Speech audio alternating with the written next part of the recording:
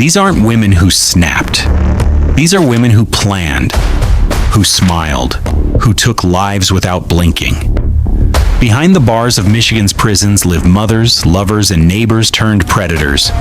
Their stories will shake you, but it's the final case that will leave you speechless. Before we dive in, tell me, what time is it where you are right now? And which country are you watching from? Because no matter the hour or place, what you're about to hear will stop you cold. Stay with me to the very end. Because the last woman on this list, her crime is so shocking, even seasoned detectives said it didn't feel real. 1. Kelly Cochran. In the remote woods of Michigan's Upper Peninsula, secrets hide behind pine shadows. And sometimes, those secrets are deadly. Kelly Cochran became known as the Devil Woman of Michigan, not by rumor, but by her own confessions. A woman who allegedly mutilated her lover, murdered her husband, and claimed pacts with death itself. In this case, reality was darker than any fiction. The story begins in Iron River, Michigan in 2014. Christopher Regan, a U.S. Air Force veteran, vanished without warning. Friends, family, police, no one knew where he went. Kelly Cochran had been having an affair with him. She insisted she didn't know what happened. For a time, her husband Jason backed her alibi. But whispers began in that small town. Neighbors claimed they heard strange sounds. Neighbors said they saw the Cochran home in chaos at odd hours. Detectives Laura Frizzo and Jeremy Ogden took those whispers seriously. Without a body, no crime had been confirmed, but patterns emerged. Kelly's timeline didn't hold. Jason's statements shifted. In late 2014 and into 2015, investigators pressed them. Under interrogation, Kelly finally spoke. She said Jason had ambushed Chris, they dismembered him, and they hid the parts. She claimed it was part of a pact. If one cheated, the lover would die. Kelly cast herself as complicit, but also a victim. That confession wouldn't stick without proof, and proof was what police scrambled to find. They searched every inch of the Cochran properties. They uncovered bone fragments, blood traces, tools. Neighbors claimed the Cochrans had invited them over for a barbecue not long after Chris's disappearance, meat dishes, and hospitality masking something grotesque underneath. One neighbor later remarked she wondered whether what she ate had human remains. The investigation took a darker turn when Jason himself died in early 2016 of what the coroner called a heroin overdose. Kelly claimed she was forced to help administer drugs. Prosecutors said otherwise. Some suspected Jason had to be removed to close the loop. Kelly eventually confessed to killing Jason too, saying it was revenge. He had pressed her into the first murder. She admitted she smothered him. She took control. In court, Kelly didn't play the hysterical widow. She was calm, icy. She told jurors she had fantasies of violence long before meeting Chris or Jason. She said taking life made her feel powerful. She claimed there were more bodies out there, victims in Michigan and beyond. Authorities have never confirmed those claims, but they haven't completely dismissed them either. Her trial for Chris's murder focused on her own words, the forensic evidence, and the marriage pact that prosecutors depicted as the central instrument of murder. The jury convicted her of first-degree murder. For Jason's death, she pleaded guilty to a different set of charges. Her sentences cumulatively ensured she would never walk free. One chilling moment from interrogation interviews replayed in documentaries. Kelly, describing dismemberment, said she removed bone fragments from the home, rinsed them, and tossed them into the woods. She declined to admit cannibalism definitively, though she once told an investigator she ate him, but left enough ambiguity that it haunted listeners. She also claimed the pact was not just symbolic. She said she and Jason agreed.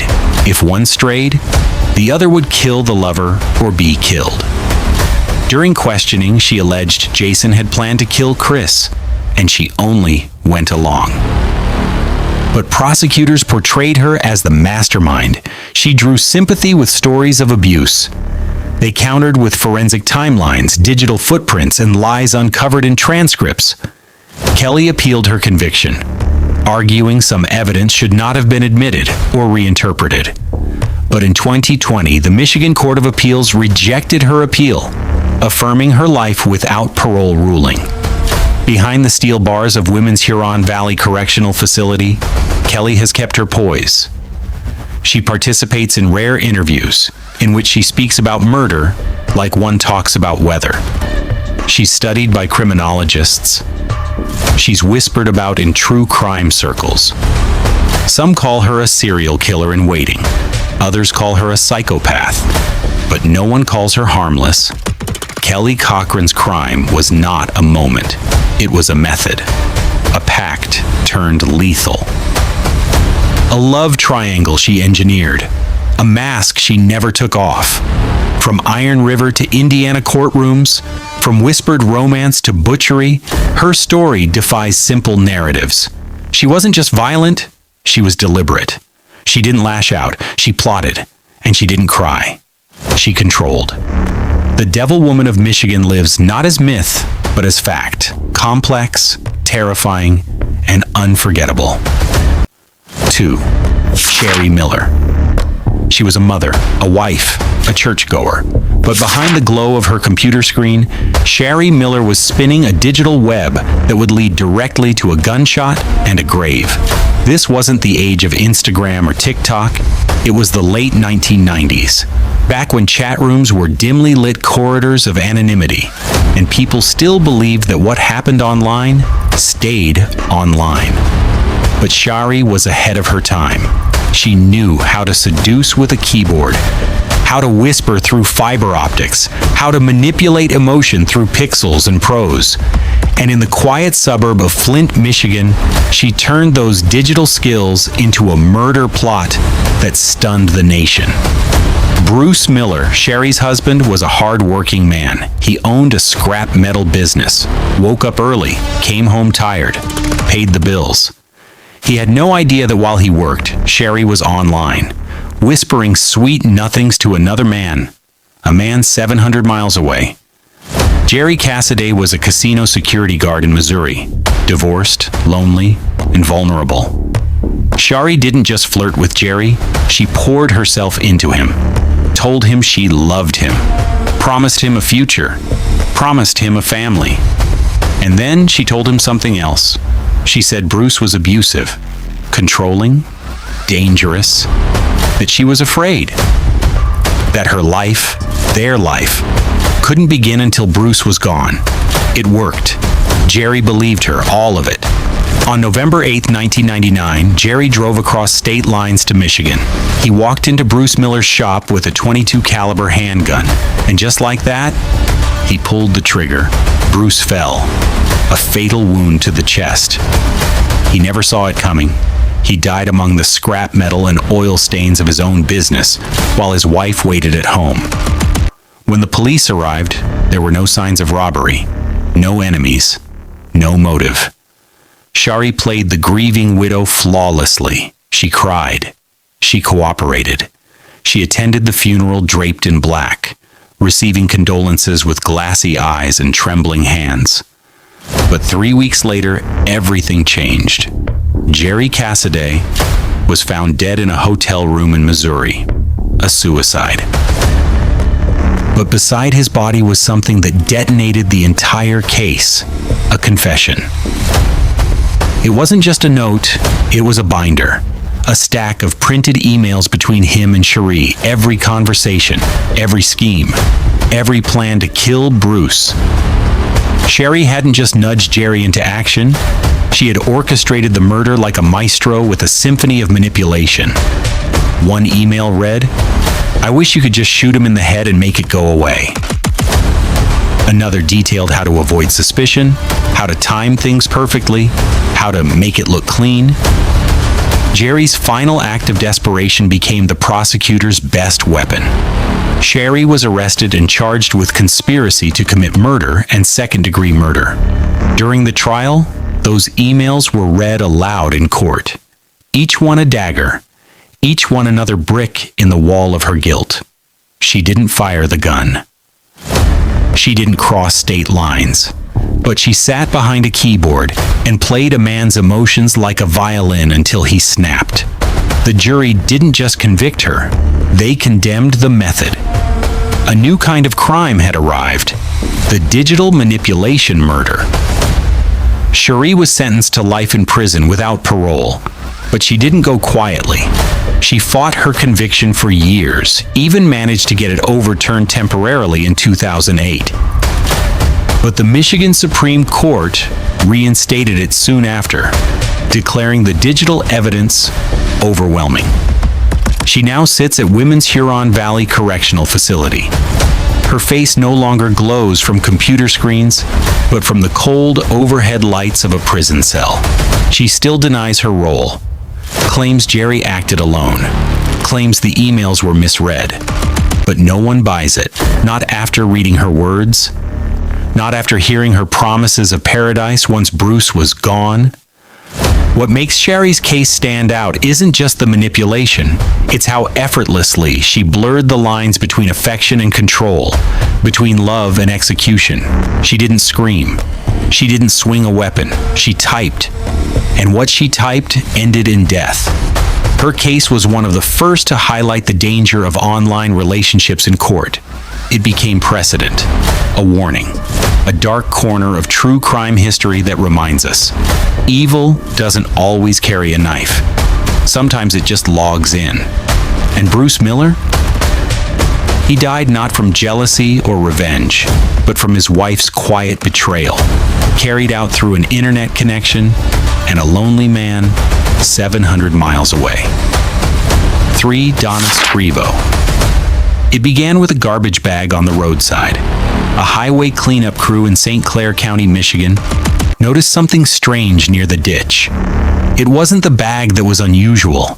It was what was leaking from it. When they opened it, they didn't find trash. They found a human head. This was not an accident. This was not a disposal gone wrong. This was the aftermath of one of Michigan's most chilling domestic murders, committed not by a stranger, not by an intruder, but by a mother. A mother who cut her son into pieces and scattered him across Macomb County like litter. Her name was Donna Scrivo. She was a registered nurse, trusted, trained, seen as a caregiver. But in early January 2014, Donna became something else entirely. Her 32-year-old son, Ramsey Scrivo, had been diagnosed with mental health conditions.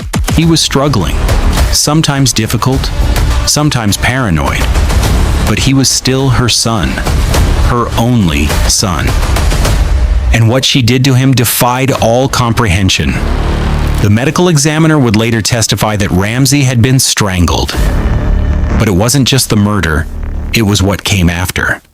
His body had been sawed apart, limbs, torso, head, all severed with disturbing precision. Donna placed each section into plastic trash bags and drove them around in her SUV. Then she began dropping them on roadsides, in fields, near subdivisions, bag by bag, piece by piece, as if she were taking out the trash. But the part that made officers pause, really pause, was what she did next. After dumping Ramsey's head and limbs, she calmly drove to a local Home Depot. Surveillance cameras captured her buying more garbage bags, bleach, gloves, and a hacksaw. Not shaken, not hysterical, just checking off items on a mental to-do list. She told police later that masked men had broken into her home, forced her to dismember Ramsey, and then left. It was a story so bizarre, so poorly constructed, that even the investigators couldn't hide their disbelief. There was no forced entry, no signs of struggle, no evidence of these so-called intruders. But there was footage of Donna, alone, purchasing tools. And there was blood, soaked into the bathroom carpet, smeared in the hallway, soaked into the seat of her car.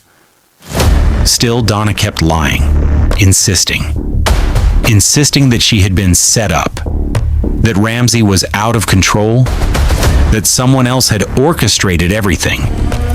But the evidence said otherwise.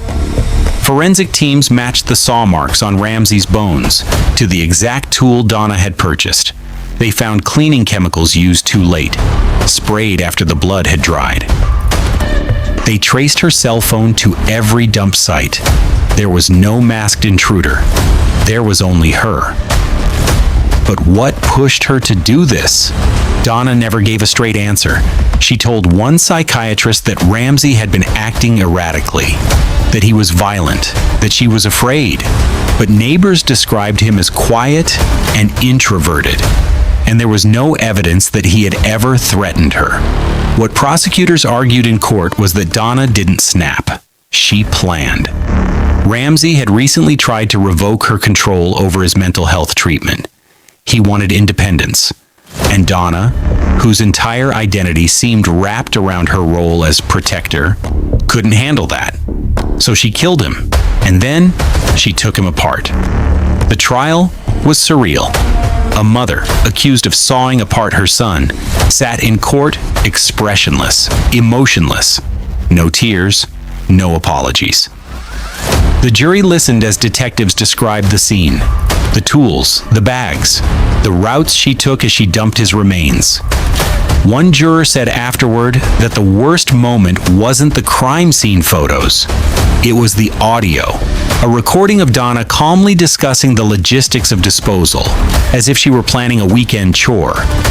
In 2015, Donna Scrivo was convicted of first-degree murder and the mutilation of a body.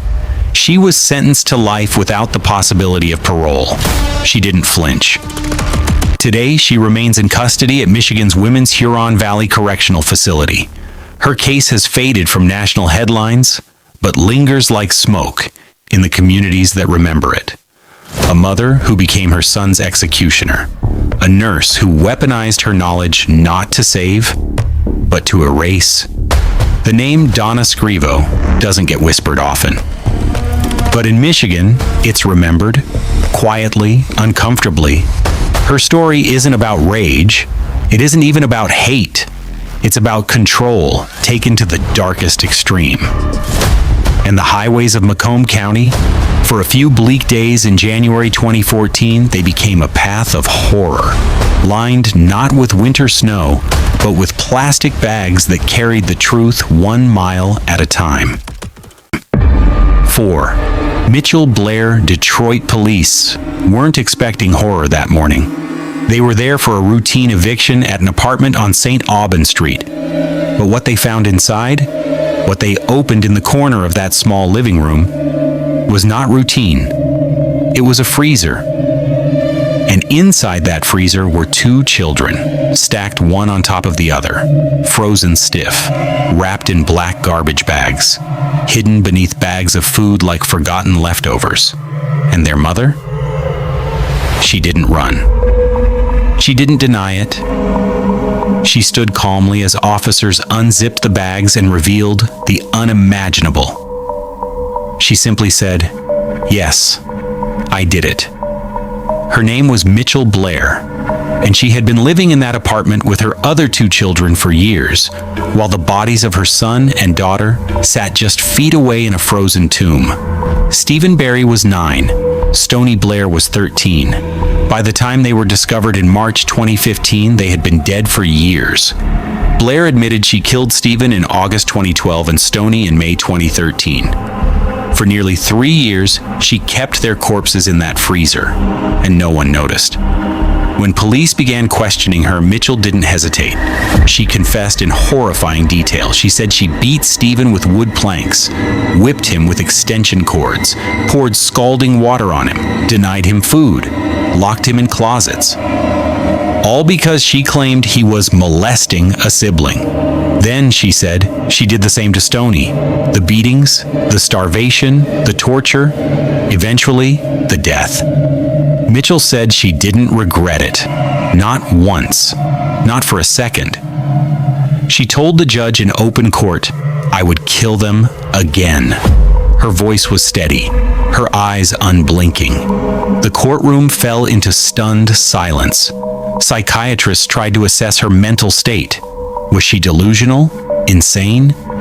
But Mitchell was coherent, articulate. She knew exactly what she had done. She didn't want mercy, she wanted to be heard. She claimed she had protected her surviving children by killing the others, that she was defending them. But prosecutors and child welfare experts saw something else entirely. Years of unchecked rage, cruelty, and unchecked violence, disguised as punishment. Her 2 surviving children testified that they knew the others were dead. They had lived with the freezer, slept feet away from it. One child even admitted they were told to lie if anyone asked where Stephen or Stoney had gone. They were threatened, conditioned to fear their mother so deeply they didn't dare speak the truth. Child Protective Services had visited the home in the past, but somewhere along the line, the system failed. No one followed up. No one looked inside the freezer. No one realized that 2 children had stopped going to school. Stoney and Stephen had been homeschooled, according to Blair, but no documentation was ever filed. No one checked. It wasn't until the unpaid rent triggered the eviction that the truth finally spilled out. When asked why she kept their bodies in the freezer, Blair said she didn't want them buried. She didn't want a funeral. She wanted them to stay there as they were, frozen in the position she left them. The prosecutors called it one of the most disturbing cases in Michigan's history, not just because of the murders, but because of the utter absence of remorse. Most killers deny, some try to justify, others break down, but not Mitchell Blair. She sat in court with a blank expression, telling the judge that death was too good for her children. She pled guilty to first-degree murder without a trial, sentenced to life without parole. She didn't ask for leniency. She didn't want appeals. In her own words, she said, "I don't deserve to be out, ever." Today, Mitchell Blair remains at Michigan's Women's Huron Valley Correctional Facility. She is not just an inmate. She is a symbol of what happens when anger festers into fury, when systems collapse, when silence becomes a death sentence. The case ignited a statewide reckoning with child welfare oversight. How could 2 children vanish from the grid with no follow-up? How could schools, neighbors, caseworkers all miss the signs? And yet, despite everything, what haunts most people is not the system's failure, but Blair's own words, the coldness, the clarity, the way she spoke about her children as if they were obstacles, not lives. Stephen and Stoney didn't just die, they were erased and then stored next to frozen peas and microwave dinners, as if they were nothing more than leftovers from a life gone wrong. Their names deserve more than that. 5. Renee King. It was supposed to be a normal weekend. Lily Furneaux Wolfenbarger, just 2 years old, had been dropped off at her father's home in Lapeer County, Michigan. Her mother kissed her goodbye, not knowing it would be the last time. She had no idea she was leaving her child in the care of someone who would become one of the most reviled figures in the state's criminal history. That woman was Renee King, Lily's stepmother. To the outside world, Renee was composed, soft-spoken, not the kind of person who would ever raise her voice, let alone a hand. But what she hid behind that calm exterior was rage, boiling, aimless, and cruel. And over the course of just one night, she turned her rage into murder.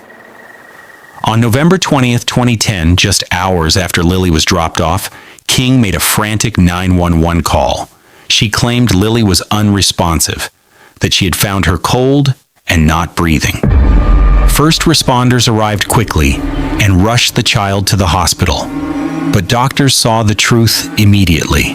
Lily wasn't just unconscious, she was gone. And her body told a story no 2-year-old should ever have to live.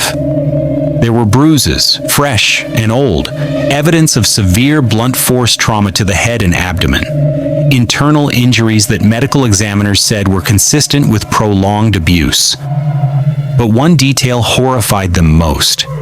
Lily had been sexually assaulted. The injuries were not accidental. This wasn't a fall. It wasn't a tragic mishap. It was the result of calculated violence. And all eyes turned to Renee. In her initial interview, King claimed Lily had fallen off a bed. Then she said she might have choked. Her story kept changing. But the science didn't. And it only got worse. An autopsy revealed Lily died from blunt force trauma, specifically a violent blow to her abdomen that caused massive internal bleeding. Experts said it would have taken extreme force, not a fall, not something a toddler could have done to herself. King was arrested, and the case sent shockwaves through the community. People who had known her were stunned. But behind closed doors, things weren't as quiet as they seemed. Investigators uncovered reports of prior concern, Lily arriving at daycare with bruises, explanations that didn't quite match, stories that felt rehearsed, but nothing had ever stuck. Until now. In court, the prosecution laid everything bare. They showed the timeline. They brought in medical experts to explain the extent of Lily's suffering. And they played Renee's 911 call, a call that to many jurors sounded more performative than panicked. King showed little emotion during the trial. Her face remained tight, her voice controlled. Even when confronted with photographs of the child she had brutalized, she looked forward, detached, cold. But Lily's mother, in the gallery, couldn't stay composed. She wept as doctors described the injuries. She clutched a photo of Lily, smiling, eyes wide, still innocent, and shook as the prosecutor spoke of betrayal. Because this wasn't just about murder, it was about trust. Renee King had been asked to care for Lily, to love her, to help raise her. And instead, she turned on her with a level of brutality most cannot fathom. She became judge, jury, and executioner, all under the roof of a home that was supposed to be safe. The jury returned a guilty verdict: first-degree felony murder, first-degree criminal sexual conduct, child abuse. The judge sentenced Renee King to life in prison without the possibility of parole. She will die behind bars. Today, she remains in Michigan's Women's Huron Valley Correctional Facility. She rarely speaks publicly. Her name has faded from headlines, but not from the minds of those who remember what she did and what she destroyed. Lily never got to start preschool. She never got to open her first birthday present, never learned to write her name, never got to grow into the person she might have been. Her life was stolen in the middle of a Michigan night by a woman who smiled at neighbors and then turned into a monster behind closed doors. Some crimes fade with time, but this one lingers. Because when you see a child being tucked into bed, you imagine comfort, safety, love. But for Lily, bedtime was the beginning of the end. And Renee King? She became the living embodiment of every parent's worst fear, the predator who hides in plain sight, wearing the mask of family. 6. Teresa Alvarez. Some murders feel personal, others feel senseless. But the killing of Margaret Thayet was something else entirely. An act of betrayal so raw, so intimate, it shook the very idea of compassion to its core. Margaret was 71 years old, a retired school secretary, a woman of routine, kindness, and quiet strength. She lived alone in her modest home in Detroit, where she spent her days reading, tending her garden, and offering help to those who needed it. That's exactly how she met Teresa Alvarez. Teresa was down on her luck, homeless, drifting between couches, sometimes clean, sometimes not. She didn't have much, but she had Margaret. The older woman opened her door to her quite literally, gave her a place to stay, a warm bed, hot meals, clothes, and more than anything, a second chance. But Teresa didn't see grace. She saw opportunity. For a while, everything seemed fine. Margaret told neighbors she was glad to help, that Teresa just needed a little time to get back on her feet. But behind those closed doors, things were changing. Teresa wanted money. She wanted more than food and shelter. And when Margaret set boundaries, when she said no, that's when things took a deadly turn. The date was July 2012. That's when Margaret stopped returning calls, when she stopped coming outside, when she missed her regular doctor's appointment and the Sunday morning call with her sister. Days passed, then a week, then two, and then her body was found near Rouge Park. Dumped like trash, beaten, strangled, left to rot in a wooded area just beyond the reach of the city lights. Her body had been wrapped in a blanket, one taken from her own house. Investigators followed the evidence, and all of it pointed back to Teresa Alvarez. She hadn't fled far. She was found less than 10 miles away, wearing Margaret's clothes, carrying her credit cards, and holding on to the keys to the very house she was no longer welcome in. What police uncovered was heartbreaking. There was no break-in, no robbery gone wrong. Teresa had been living in Margaret's home when she killed her. She had access, trust. She used that to lure Margaret into a false sense of peace, and then attacked her. Reports said Margaret was struck multiple times in the head, then strangled. The trauma was blunt and brutal. And the motive? Money. Teresa had stolen checks, tried to withdraw cash, and pawned jewelry. But more than the financial theft was the emotional one. She didn't just take Margaret's belongings, she took her kindness and twisted it into a weapon. In court, prosecutors didn't hold back. They described Teresa as a manipulator, someone who targeted a vulnerable, elderly woman because she believed she could get away with it. They presented evidence of her lies, her attempts to forge documents, her history of minor offenses that escalated with chilling speed. The jury didn't deliberate long. Teresa Alvarez was convicted of first-degree murder and sentenced to life without the possibility of parole. She never showed remorse, never apologized. In interviews, she blamed addiction, blamed stress, blamed Margaret for changing and being controlling, but no one bought it. Margaret's only crime was kindness, and that's what makes this case stand out among even the darkest corners of Michigan's criminal history. Margaret wasn't killed by a stranger. She wasn't the victim of a random act. She was murdered by someone she tried to save. She opened her heart and her home to a person she believed in, and that person repaid her with death. Today, Teresa Alvarez remains locked up at Michigan's Women's Huron Valley Correctional Facility. Her case rarely gets mentioned anymore, but for those who knew Margaret, who loved her, who still visit her grave and tend her roses, it never ended. Because this wasn't just about violence, it was about betrayal. The kind of betrayal that leaves scars long after bruises fade. That makes good people hesitate before helping again. That changes how a community sees generosity. In a way, that's the second tragedy. Because Margaret wasn't just a victim. She was a reminder of what people should be. Someone who didn't look away, who didn't judge, who offered help because she could. And Teresa took that light and snuffed it out with her bare hands.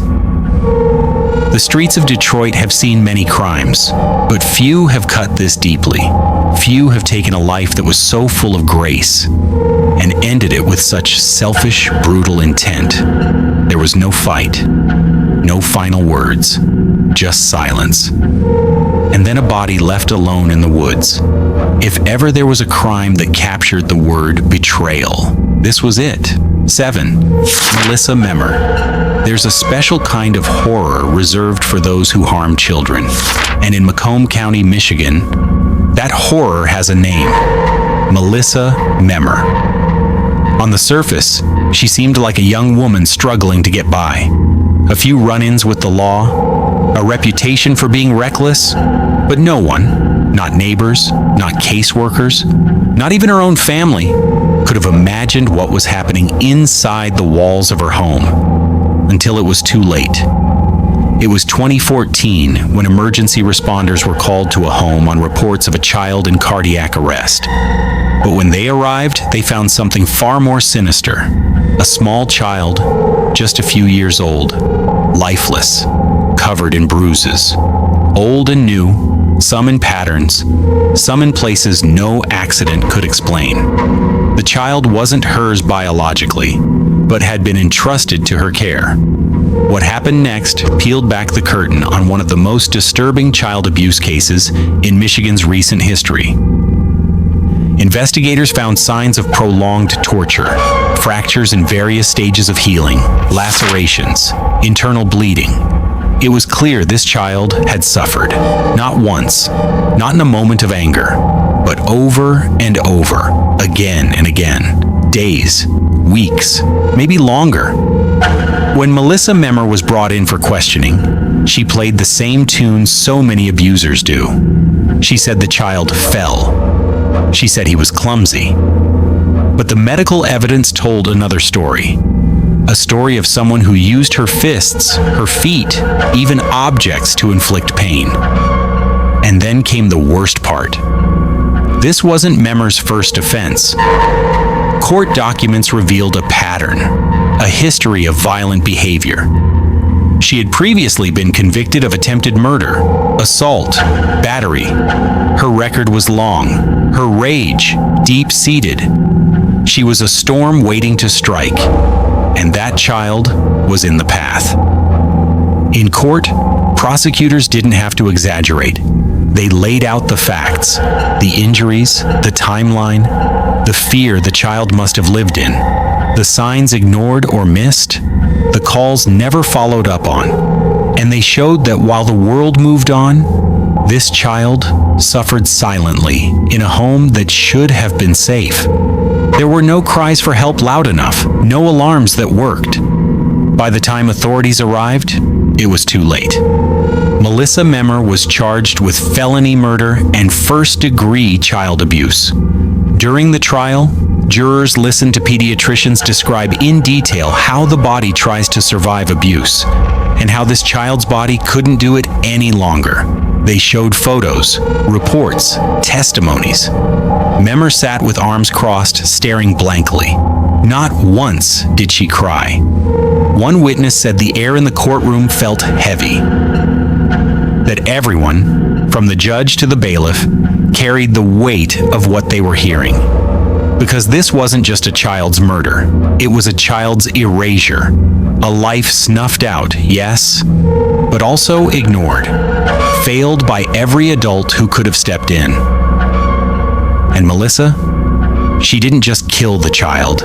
She made sure the suffering was slow. She was found guilty on all counts. The judge didn't hold back.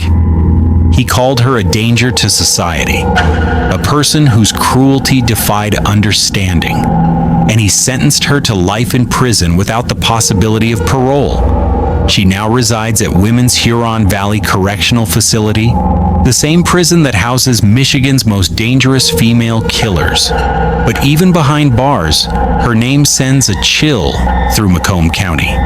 Because people remember. They remember the child's face, the funeral photos, the way the news anchors stumbled over the words when trying to describe the injuries. Melissa Memmer will never walk free again. She will never touch another child. But the community she left behind carries a scar, one that will never fully heal. Her case is a reminder of something unbearable, that monsters don't always hide in shadows. Sometimes they live next door. Sometimes they smile. Sometimes they're handed children to care for, and they destroy them instead. And for those who knew that little boy, who loved him, who begged for the world to notice, it's a reminder that the cost of silence is too high, and that evil, when allowed to grow unchecked, always takes the smallest ones first. 8. Dawn Yorke. There are few bonds more sacred than the one between a child and their grandparent. It's a relationship built on trust, gentleness, and protection. But in 2009, in Warren, Michigan, that sacred trust was shattered in the most horrifying way imaginable. 4-year-old Linda Marie Steele had no idea that the very woman tucking her in at night would become her executioner. Dawn Yorke was 52, a grandmother, a supposed caregiver, a woman trusted to provide stability while her family was struggling. Linda was living under her roof during a time of transition, placed in her care with the hope of safety. But inside that quiet suburban home, something else was brewing. Yorke harbored demons no one saw coming. Not friends, not neighbors, not even her family. On March 17, 2009, Yorke made a call to 911 that left dispatchers chilled. She told them she'd hurt her granddaughter. When officers arrived, they found Linda's body, small, lifeless, cold, lying on a mattress on the floor.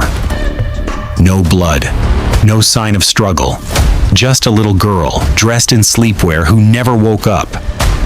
The medical examiner confirmed it. Death by manual strangulation. Not with a weapon, with hands. This wasn't a snap of rage. This was intentional, controlled. And even more disturbing, Linda hadn't fought back.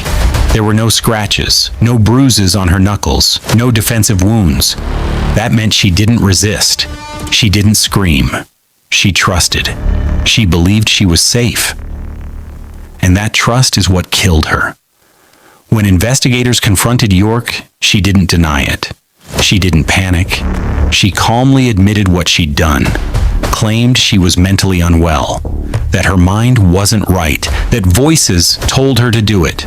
Her lawyers leaned into that defense, pleading insanity. They brought forward doctors, records, diagnoses, trying to argue that Yorke hadn't known what she was doing. But the prosecution told a different story.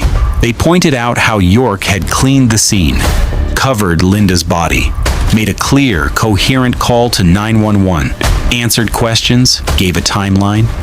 Actions, they said, not of a woman in psychosis, but of someone who knew what she'd done and tried to control the aftermath. The jury saw it their way. After days of testimony, they returned the verdict, guilty but sane. The judge sentenced Yorke to life without the possibility of parole. No chance of release, no second chances. She would die behind bars.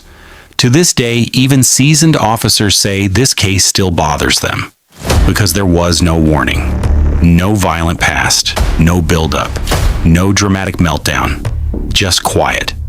And then, death. And that's what makes it so haunting. It wasn't a stranger. It wasn't a violent break-in. It wasn't a drug-fueled rampage. It was a bedtime. Linda's funeral shattered the community.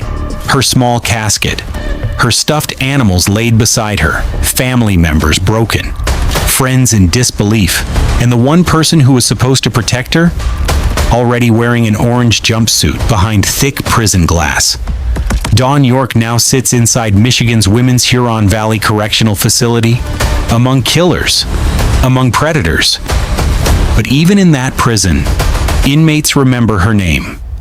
Because even among murderers, there are crimes that go too far, and killing your own grandchild, quietly, deliberately, is one of them.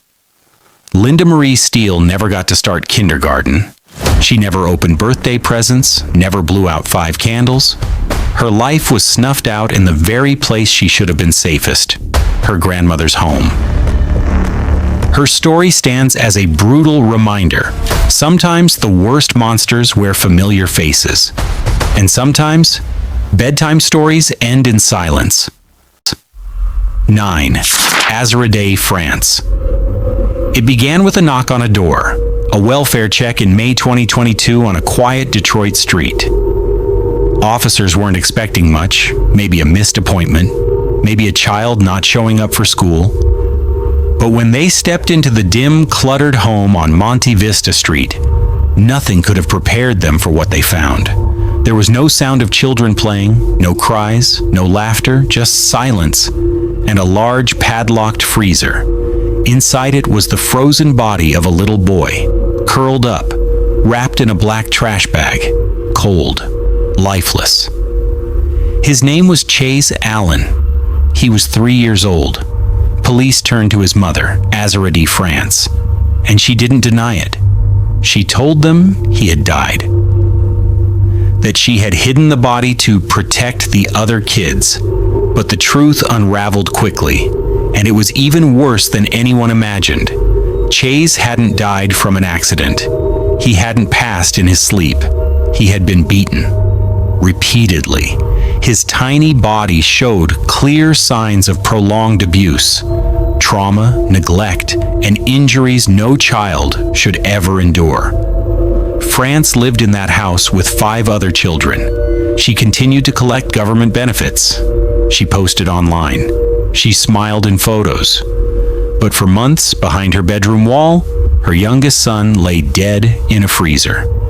Neighbors hadn't seen Chase in ages, but no one said anything. And shockingly, Child Protective Services had visited that home before. There had been complaints, warnings, but no one ever opened that freezer. No one looked hard enough. What stunned investigators was the calculated nature of it all. France had purchased a padlock for the freezer. She told her other children to stay away from it, threatened them if they asked questions. And they obeyed. Not because they didn't love their brother, but because they were terrified of their mother.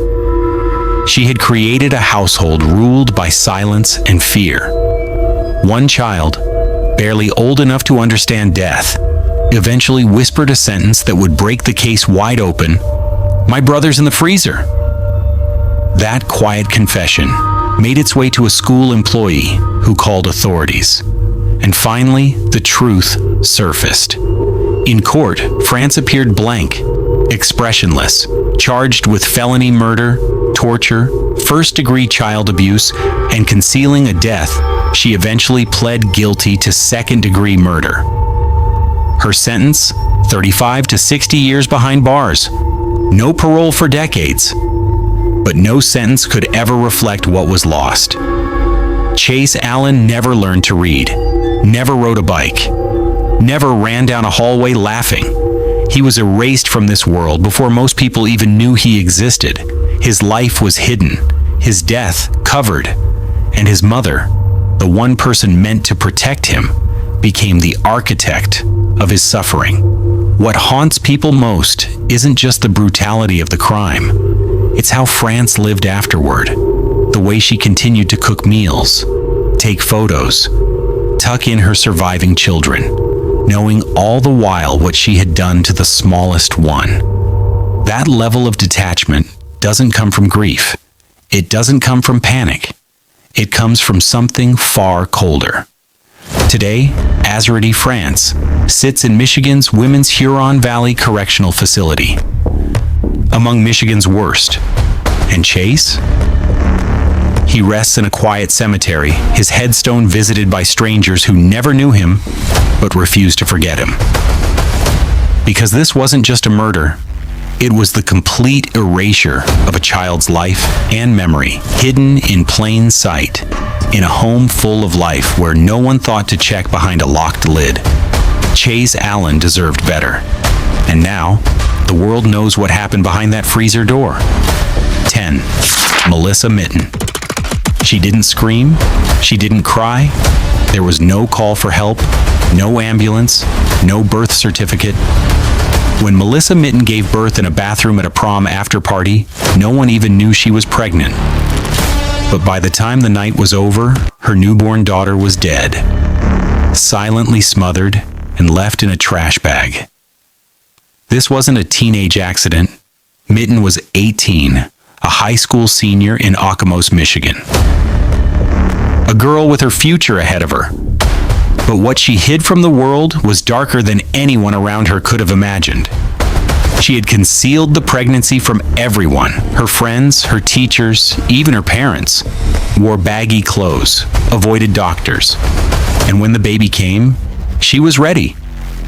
According to court testimony, Mitin gave birth alone in the bathroom during a party at the Grand Plaza Hotel in Lansing. No one heard a thing. No one suspected. Then, with cold resolve, she placed the crying infant in a plastic bag, tied it shut, and left it in the garbage. She returned to the party like nothing had happened. The body wasn't discovered that night. Not the next morning. In fact, for days afterward, the world kept turning as if the child had never existed. But eventually, the truth began to unravel. A classmate who'd suspected something said Mitin looked pale, weak. A janitor found signs of blood. Rumors spread. And when investigators confronted her, she cracked. What followed was one of the most chilling courtroom journeys in Michigan's criminal history. Mitin was arrested and charged with second-degree murder. But for months, the case was delayed, over and over again. She was deemed competent to stand trial. Yet she refused to cooperate, refused to speak. Her demeanor in court was often vacant. She didn't weep. She didn't plead. And then, the unthinkable happened. While out on bond and awaiting trial, Mitin got pregnant again. She gave birth a second time, again in secret, this time while being monitored. And that baby also disappeared. Investigators believe she hid that second newborn's body as well. Though charges were never filed for the second death due to lack of evidence, the pattern was unmistakable. This wasn't a one-time tragedy. It was a blueprint. Back in court, prosecutors painted a portrait of a young woman who had no interest in motherhood, who viewed her pregnancies as inconveniences, who had methodically avoided responsibility, avoided help, avoided detection. They said she made a plan, executed it, hid it, and tried to move on. But the defense argued mental illness, depression, denial. They said Mitin wasn't a monster. She was a scared teenager who didn't know what to do. They claimed she hadn't intended to kill, only to hide. That she panicked. The judge didn't buy it. In 2015, nearly 2 years after the first murder, Mitin pled no contest to second-degree murder in a plea deal. She was sentenced to 27 and a half years in prison. No possibility of early release for at least 2 decades. But what continues to haunt everyone who followed the case is this: how easy it was for her to do it again. How quickly another life was lost under almost identical circumstances, and how a community, even after knowing what she was capable of, still didn't see it coming the second time. Today, Mitin remains in Michigan's Women's Huron Valley Correctional Facility. Still young, still silent. Her name doesn't make headlines anymore, but her case still echoes, because these weren't crimes of passion. They weren't acts of desperation in the heat of a moment. They were calculated, secretive, and cold. 2 infants, both born alive, neither given a chance. Mitin's story forces people to confront uncomfortable questions about how pregnancies can be hidden, about how systems fail, about how someone can carry life, deliver it, and then discard it, without remorse, without pause. And it reminds us of something darker still, that some killers don't look like killers. They smile, walk across graduation stages, blend into crowds, and hide unthinkable secrets in plain sight. 11. Chelsea Renee Duperon. Wayne County prosecutors didn't hold back. They said it was one of the worst cases of child abuse they had ever seen. Not because it happened suddenly, not because it was a single violent act, but because it was relentless, prolonged, systematic. 8-year-old Lila Castle didn't die in a single moment. She was broken down day by day by the woman who should have loved her most, her mother, Chelsea Renee Duperon. Lila was just a child, a bright, soft-spoken little girl with big eyes and a fragile frame. But behind the doors of their apartment, she was being subjected to a nightmare, one that would finally come to light when police responded to a 911 call that left even seasoned officers shaken. Duperon had called it in herself, but not out of guilt or panic. When first responders arrived, they found Lila unresponsive, her body cold. But what truly stunned them was what her body revealed. Hundreds of injuries, both old and new. Bruises in varying shades, cuts, scars, broken bones that had healed crooked. Starvation. It wasn't just abuse, it was torture. Photos presented in court would later confirm what medical testimony laid bare. Lila had been living in hell. Neighbors said they'd heard screams, crying, thuds, and silence, but nothing was ever proven. School reports had noted signs of neglect, signs of possible mistreatment, but Chelsea always had an answer, always blamed a fall, an accident. Said Lila bruised easily. The system didn't catch it in time, and by the time they did, it was too late. Lila's autopsy read like a crime scene manual. Multiple blunt force injuries, internal bleeding, signs of repeated starvation and dehydration.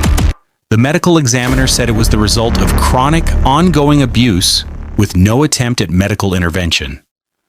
Duperon showed no emotion at the scene, none in her mugshot, and in court, the same hollow stare, no apology, no breakdown. Just a guilty plea to second-degree murder and first-degree child abuse. She accepted a sentence of 28 to 50 years behind bars, but even that didn't feel like enough for those who saw the evidence. Prosecutors described it as calculated cruelty, not just beatings, but starvation, isolation, degradation. She didn't lose control, she maintained it. In the courtroom, Lila's grandparents wept. One stood and asked a simple question. Why? There was no answer. No motive that made sense, just a broken child. And a mother who broke her. What haunts people about this case is the pattern. The daily descent. It wasn't one bad night. It was a ritual of violence, a routine of fear. Duperon didn't just kill her daughter, she erased her, slowly. And she did it with intention. Prosecutors revealed that Duperon had a long history of violent behavior. Assault, battery, even a previous charge for attempted murder. But none of it hinted at what she would do to her own child. And Lila? She never told anyone. Maybe she was too scared. Maybe she thought no one would believe her. Now her story is told in court records, in forensic reports, and on the lips of those who still visit her grave, adorned with flowers and tiny stuffed animals from strangers who read about her and couldn't look away. Chelsea Renee Duperon will spend decades in prison. Her name now sits on the list of Michigan's most violent women. But her sentence isn't the story. Lila is. Because Lila Cassell deserved more than the silent, hidden pain she endured. She deserved laughter, safety, a chance to grow up. And instead, she became a symbol of a system too late, of neighbors unsure, of cruelty that hides in plain sight. She was 8 and she was failed. What do you even say after that? 11 women.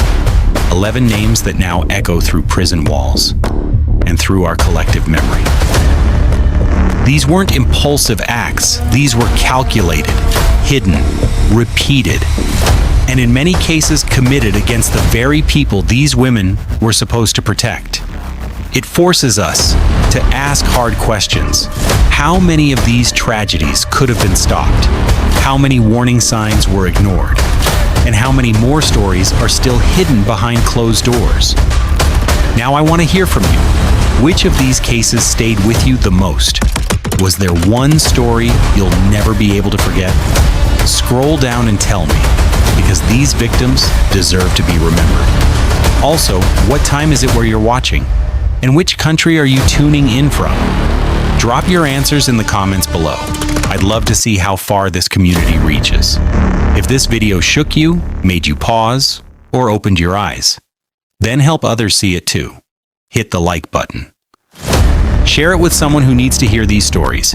And don't forget to subscribe for more real, haunting, true crime cases. Because next time, it might be even darker.